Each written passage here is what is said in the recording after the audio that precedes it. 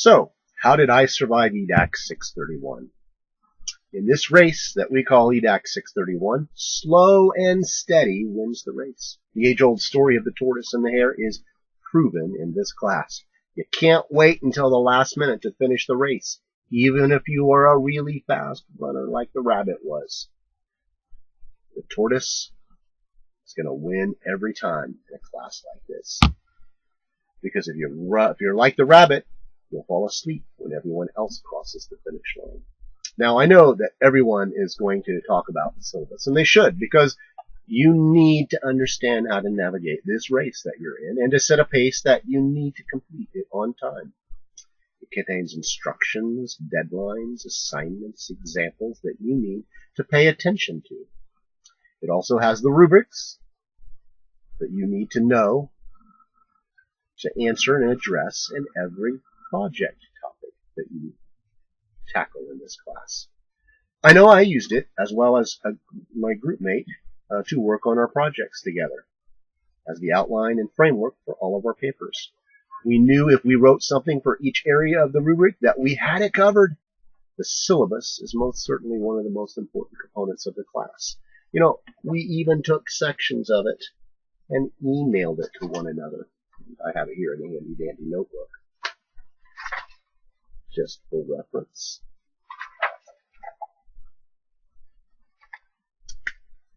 Now, there are a few important points that are also essential to consider in this class.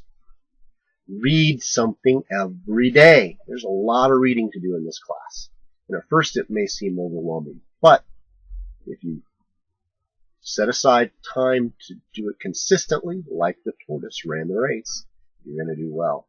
Now, skimming is always an option, but it's better when you're able to read as much content as you can before answering the questions of the weekly discussions. Now, that doesn't mean not to look at the weekly discussion questions first. That's a good idea. Then it can help guide you in your highlights and help you make good annotations that you can use to add to your weekly discussion points on Blackboard. Point number 2, post early and often in the weekly discussion boards. Everything you read in class will help you for your final project. Understanding the ideas and discussion points was incredibly helpful for me in knowing what I wanted to write about in the project papers. Very closely related to this is point number 3, pay attention to what interests you most in this class and give special attention to follow your interests. How hard can that be? That's kind of fun. This will help you discover what you want to write about. Do a little additional research on those areas that you're especially interested in by doing some internet searches or explore resources that are available on the topics. I can't tell you how much spending an extra 15 minutes doing that from time to time added to helping find and land those incredibly rich topics to write about that I got to enjoy. It weren't just a drudgery for me then. Number 4, begin to identify early with those you want to partner with in your group project work. You're going to have to work together with somebody. Begin to understand how they write and their style and what their interests are. You only have a couple of weeks to figure it out. So interact with your classmates on the discussion board and begin to get a feel for how that works. Because you're going to be working with someone over the course of the next several weeks. So work early to establish those relationships. Number 5, embrace technologies. Experiment. Dr. Chang has some different kinds of ways of posting besides simply typing things out. You can engage in different aspects that are needed.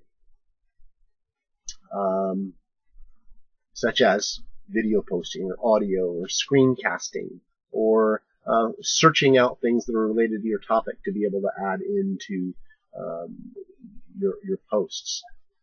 Do a lot of experimenting and adding in different means and different ways of communicating. It'll make discussion, weekly discussion boards more exciting and a lot more fun. Number 6, most of all, remember to have fun. There's a lot of work to be done, and so sharing and interacting with others and enjoying what you're doing will make it a joy for everyone else as well as yourself. Well, those are my points. Remember, slow and steady wins the race.